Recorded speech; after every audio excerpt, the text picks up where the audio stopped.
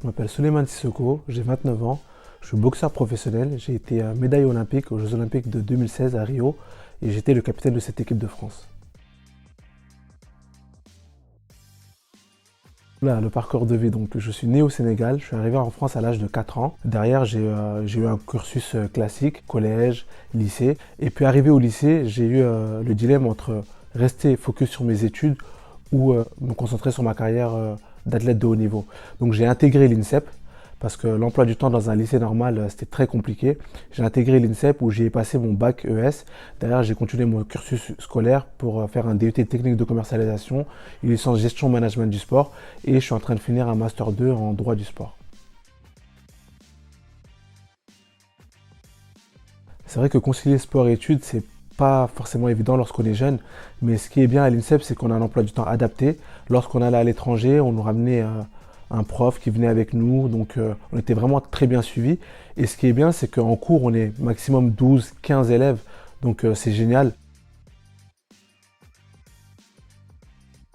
Le sport en général, mais là, surtout la boxe, m'a aidé à me construire dans la vie de tous les jours. Lorsque j'ai commencé ce sport-là, j'avais un excellent éducateur. Et ce qu'il voulait, c'est qu'on soit des hommes. Pas que des sportifs, mais en dehors du ring, de bonnes personnes.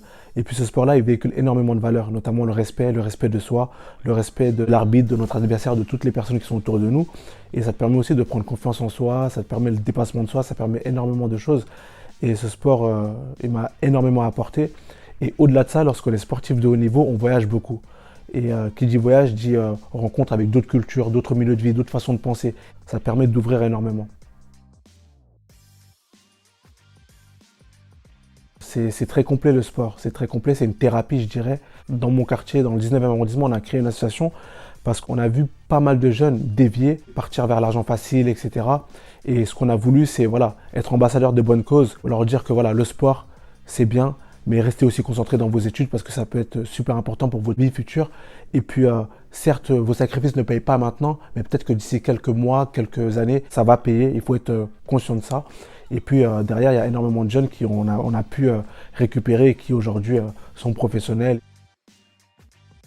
Dans la vie de tous les jours, oui, on rencontre énormément de personnes qui nous marquent. Donc voilà, les premiers coachs, les premières personnes qu'on rencontre lorsqu'on arrive en équipe de France. Parce que voilà, ce sont des boxeurs qui ont déjà une certaine expérience et nous font part de leur expérience. Et ça, c'est super important. Il y a énormément de champions qui m'ont parlé, qui m'ont conseillé et qui m'ont fait surtout éviter certains pièges qu'eux ont eu durant leur carrière.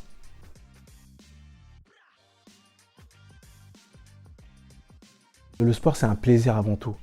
Il faut qu'ils aient pas de contraintes. Moi, lorsque je monte sur un ring aujourd'hui, c'est parce que voilà, ça me fait super plaisir de monter sur le ring.